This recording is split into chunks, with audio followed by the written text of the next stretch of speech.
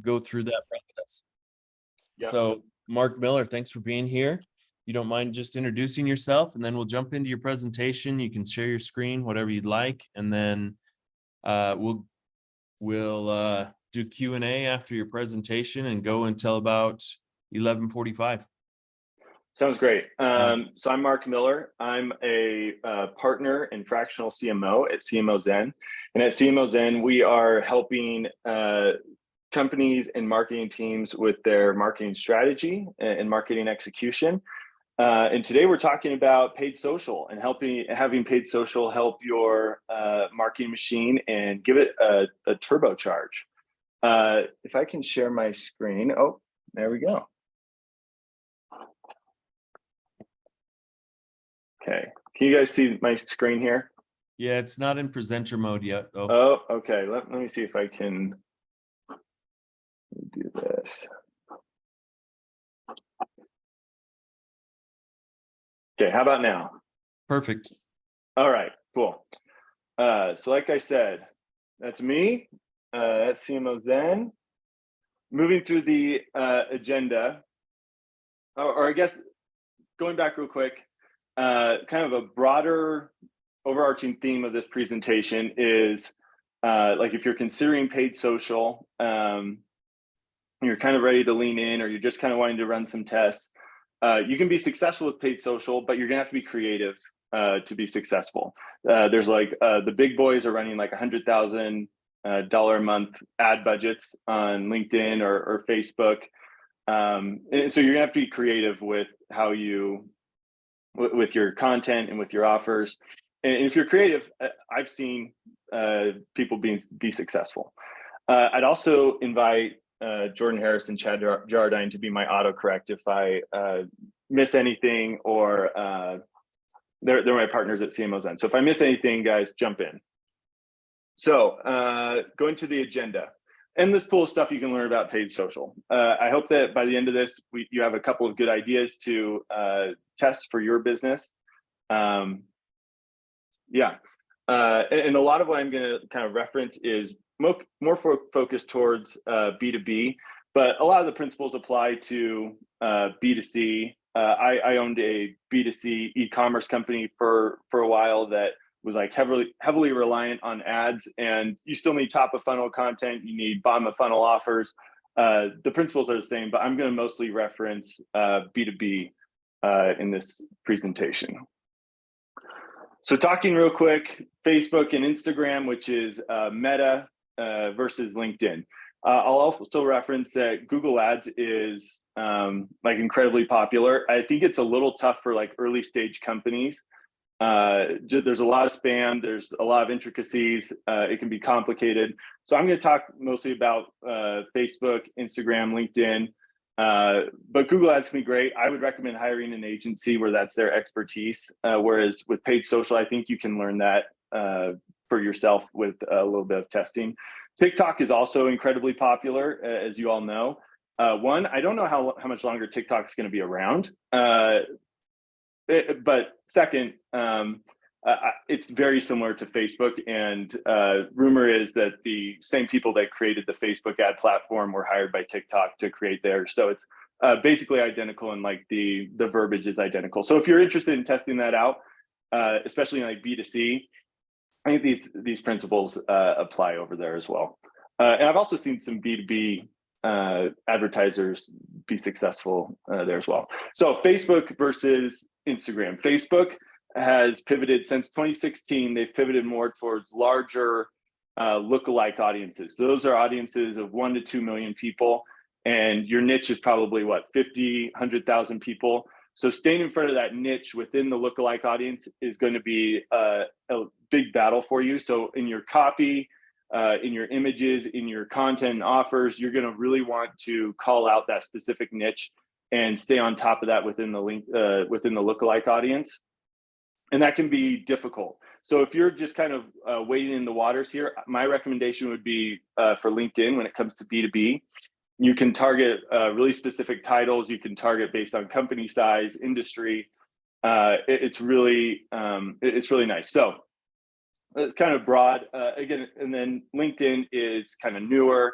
The platform's clunky, the customer service is not as good as Facebook, but the targeting capabilities and the simplicity of being able to target is very nice. This is just a screenshot of like some potential targeting for a VP of sales. So if we were targeting VP of sales, employees 11 to 200 in the US, this is our target audience here on the right for 56,000. And then there's a bunch of numbers down here that may or may not be true, who knows. But you can also narrow it further here in the bottom left. You can narrow it further by like industry or interest. You can add additional titles here. So you can really narrow or widen your audience based on what you believe your ICP is, or who you're wanting to target in an ad.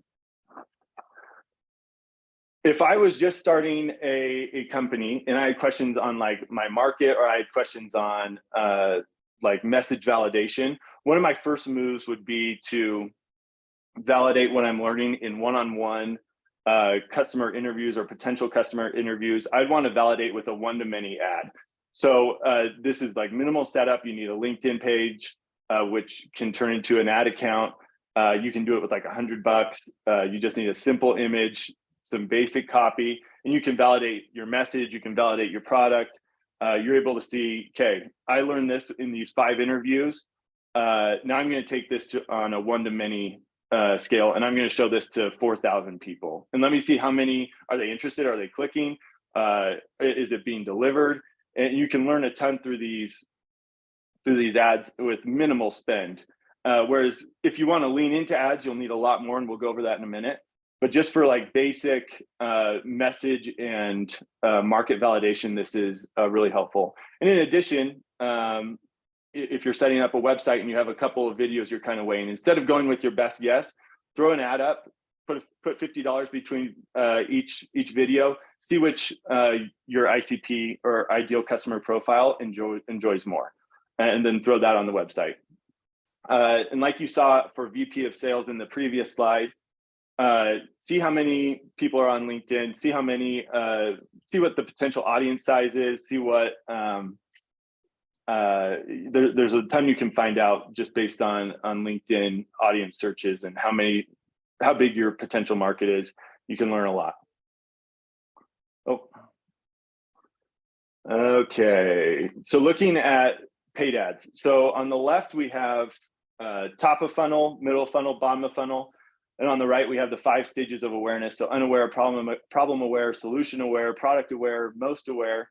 And you want to deliver the content and offer that matches your audience. So if you're just starting out and no one has any idea about your product, you're probably going to want to be up here in top of funnel. And you probably want to deliver content that, one, introduces them to a problem or potentially like your solution to the problem. And you also want to get them in the funnel because you can hit them with different pieces of your marketing. Paid isn't like the only thing that you're going to run. You have email, you're going to have webinars, you're going to have lots of different pieces of marketing here. And so if you get them in the top of funnel, let's say like on a newsletter ad, you can market to them forever. And then once they interact with enough ads or in your marketing funnel enough, you can hit them with a bottom of funnel piece of content or demo request for B2B.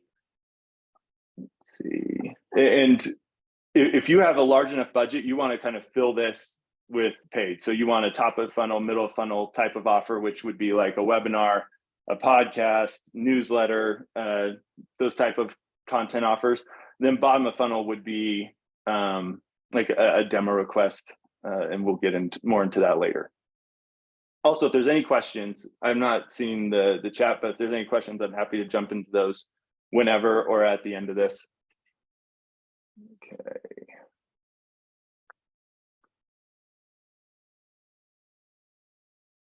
So on prerequisites before leaning to ads. So again, going back to market and message validation, you can run $100 tests all you want. We ran a $100 or $200 test with a client recently, and they were looking at, okay, should we focus more on K-12 audience or should we focus more on higher ed audience? So we put some titles in there, put $100 behind each audience, and we ran it and had like some pretty good directional data after that. We knew there was probably more interest in higher ed. Let's do another test.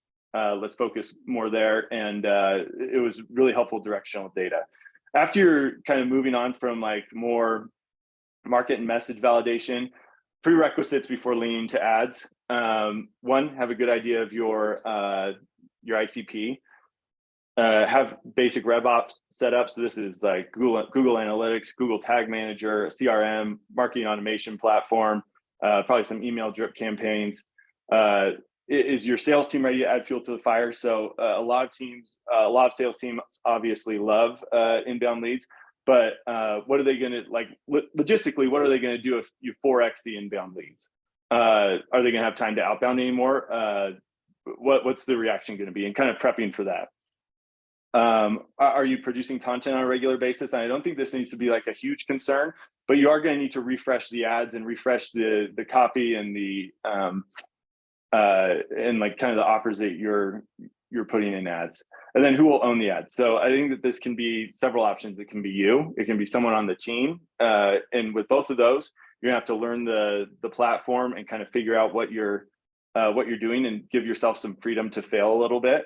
You can hire someone on Fiverr or Upwork. You can hire an agency.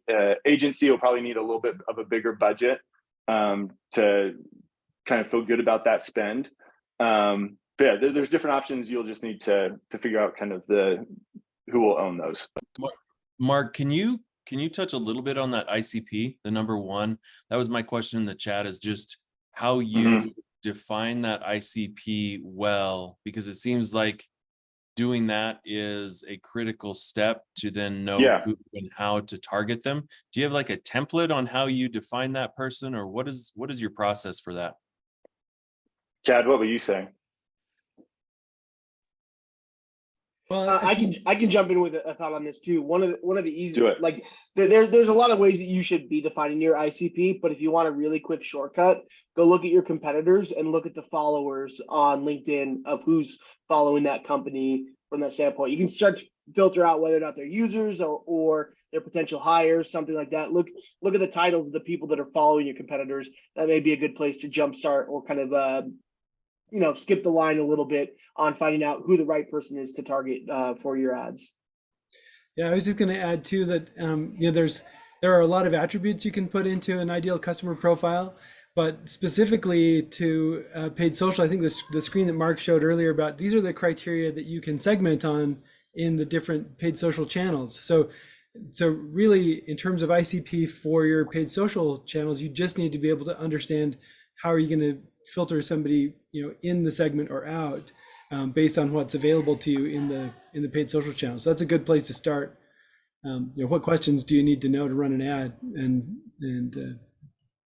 get you going? Good answers, guys. Another question in the chat, just real quick from Parker. Do you want to expound on that, Parker? Yeah, just in the funnel that you showed a slide or two ago, I like how you said like pain realization and then solution realization or something as part of the funnel. Of course, like people know their pains, but I'm curious, like, do they sometimes not conceptualize it where it helps to do marketing to say like, do you struggle with this, or do you feel this pain or something, so that they can think, oh, I do actually. Like, how do you help someone to realize a problem or a pain? Yeah, I think that's I think it's you can definitely call that out in ads. Like, you can, if your platform reduces time on some activity from an hour to 20 minutes a day, you can call that out and say, hey, are you spending an hour on this a day? Here are some potential solutions to reduce that time to 20 minutes a day. And one of the solutions is my product that you can pay for. Mark, jumping in there too, another really great easy hack for this, if you're looking for a cheap solution for this, is get your customers to tell them and use that in your ads. So there's a tool that we really like. There's a lot of these tools now, but there's a tool we really like called Video Ask. And Video Ask's entire value proposition is getting targeted video testimonials from your customers super easy, effective, and just easy, like really easy to get video testimonials from your customers. So if you have that and you say, hey, here's the value prop that I want to do, get some testimonials from your customers and run those as your ad creative. Is your customer talking about how it's solving a certain problem for them is oftentimes a lot better than you trying to say what you think it's going to solve for them. So putting things in your customer's voice, really awesome. And there's some tools that make it really cheap and easy to gather those testimonials for you as well. Thank you. No, thank you. Okay, moving along here. Looking at content and broader content strategy, you want to offer content that has like real value, right? And that's how you like grow real demand for your product, is you offer content that offers real value. And like I subscribe to a service called the Motley Fool, which is a stock picking service. And I became a subscriber to the Motley Fool because I listened to their podcast for a year. And their podcast was really great, and like the content was genuinely awesome. They brought on experts. Their topics were broad, and I think there's a temptation to like kind of cheap on the content and write like a one-page something that leads you to nowhere. Then you gate it, and that kind of burns your audience, right? Like provide real content and put some money behind it. One of our clients is a company called Dennis Advisors, and they have a podcast called The Dennis Money Show, which has a large following, and they are kind of in the same vein as I mentioned with the Motley Fool of their podcast offers a ton of value. They're not like hiding kind of their financial advice secrets until you pay them. Like they're offering it for free through this podcast. And so a lot of our paid promotion goes to their podcast to get new people in the funnel. And and like the data says here, like 85% of their new clients are from the Dennis Money Show, and people love the Dennis Money Show, and then they become clients. So we put a lot of our paid budget behind that. Events. So as marketers, we want to find watering holes, and we want to find where our market is hanging out and where they're learning stuff. And events are a big watering hole. They used to be kind of it for B2B marketing, but we've expanded to digital. But events are still really big watering holes, and people go wanting to learn and wanting to get better.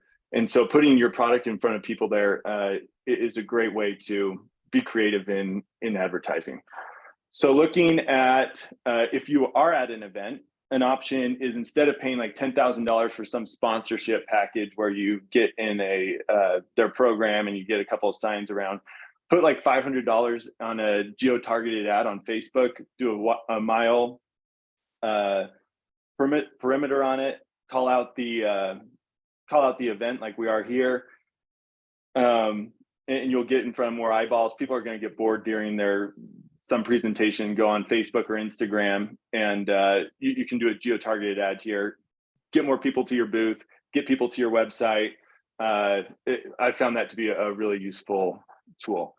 And even if you're not going to an event for whatever reason, whether it's budget or manpower or whatever the reason, you can still drop a pin at an event that's going on, and you don't have to pay that sponsorship package, and drop $250, $500, drop that pin, and you can do a demo request ad. You can do invite people to your next webinar. Lots of different options on what you can do here, and for very cheap, you're getting in front of people at this watering hole. Mark, are you able to do that on LinkedIn as well, or just Facebook? LinkedIn is a lot harder because LinkedIn's a lot harder, and Facebook's a lot cheaper for this particular tactic. So good question there. A couple more things I wanted to talk about. So bottom of funnel offers. So you've paid to get them in your newsletter or at your webinar. They've interacted with your content in different ways, and like it's time to convert them.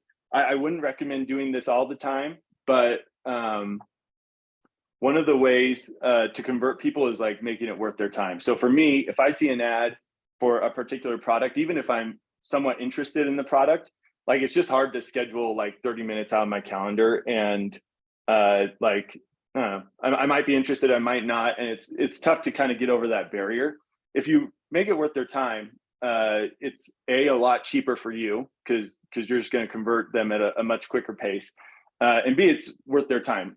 The one pushback I've seen is sales teams can sometimes not enjoy this, and my pushback to that pushback would be like, we go to events and we have chocolate, we have a giveaway, we have swag, and people come up to the booth to get one of those, and it's your job to sell them and at least get their business card, right? And so now we're incentivizing people to get on these Zoom calls in front of the salesperson. It's just time to sell them. And I think that they're probably marginally interested in the product because they've interacted with other ads before, and you're retargeting a list with this type of ad.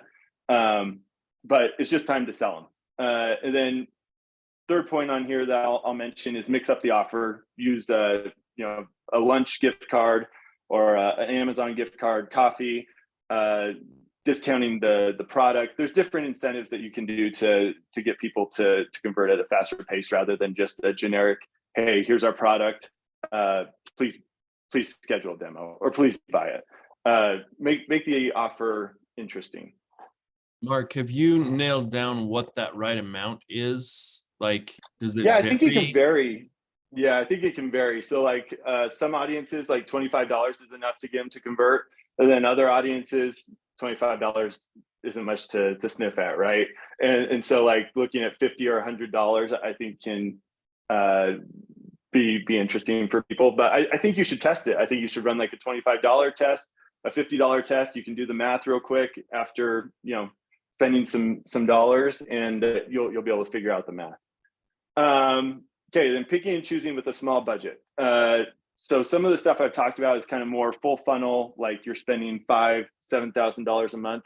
Like, what do you do when you have like $500 or $1,000? And my recommendation would be to put it towards the content that's working. So if you have a webinar that's doing like really great through just like email marketing, put some money behind that and get more people who are outside of your CRM to that webinar. It's probably interesting. You're probably providing good value there. And that's like an easy one for people to sign up for. And then B, my recommendation would be if there's a part of the funnel that's kind of weaker, like if you have a really healthy top of the funnel and bottom of the funnel is just like not doing great, put that money towards the bottom of the funnel and get people to convert. If your bottom of the funnel, like conversion rates are really great, you just need more people in the top of the funnel, put the money towards content more at the top of the funnel. One note on that too. One quick note on that. When Mark was talking about, you have a webinar that's doing well and you want to get people outside your audience, you can upload your list from your CRM to Facebook and say exclude these people or include these people. So you're talking about trying to grow your audience, you may want to exclude your CRM to target new people. If you're talking about a bottom of funnel offer where you want to hit your most engaged people, you may be uploading that list of your engaged people out of your CRM and saying these are specifically the people I want to target. So really, advertising comes down to having like as good a targeting as you possibly can. And sometimes using your list helps a ton. Yeah, thank you, Jordan. Okay, that's my presentation. I'm happy to answer any questions you guys have. If you want to email me, my email's right here. Also happy to answer any questions that you guys have. Cool, thanks, Mark. Yeah. That was action-packed and tons of stuff there that I think we could use. If you've got any questions, you can just unmute yourself or you can throw them in the chat. Are there any other tools? I saw Jordan put in there ribbon.net for delivering gift cards. Are there any other tools like that you've found helpful as you're creating and executing paid ads? Yeah, if you haven't determined on a marketing automation platform, HubSpot is incredibly helpful for they like sync lists really quickly from HubSpot to LinkedIn or to Facebook. They measure, they bring over like ad activity into your list. So if someone like interacts with an ad but doesn't convert, HubSpot will still know and you'll be able to adjust your lead score. That's been a really helpful tool as well. Any other ideas there, Jordan?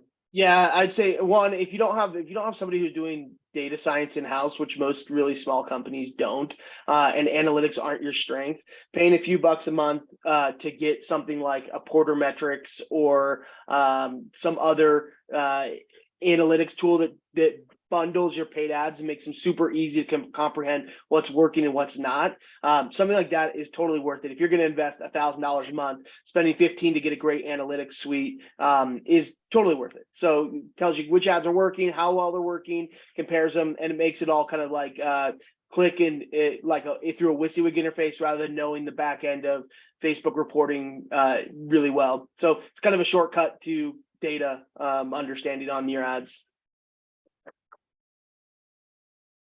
There's another one we use called agency analytics that is good as well. Yeah.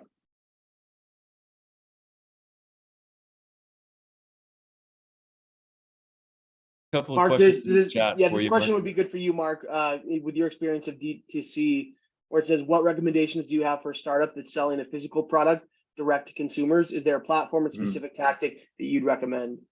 Yeah.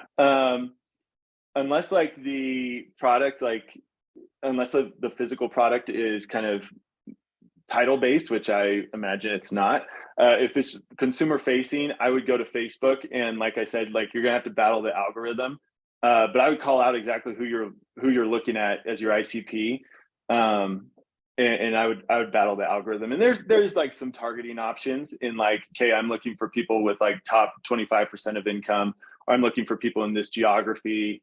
Yeah, there's some title or targeting options, but I would recommend Facebook, and yeah. I think LinkedIn is not LinkedIn.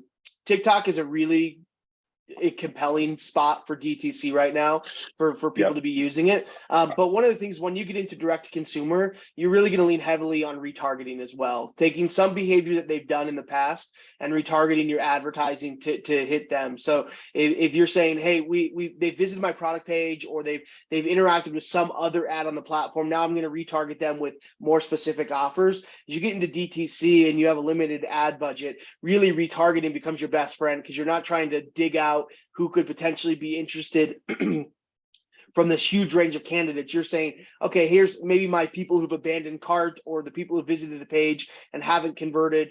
Those are the people that I want to spend my limited ad budget on. That's for sure a smart way to go about spending a limited budget in a DTC environment. Yeah, thanks for expounding.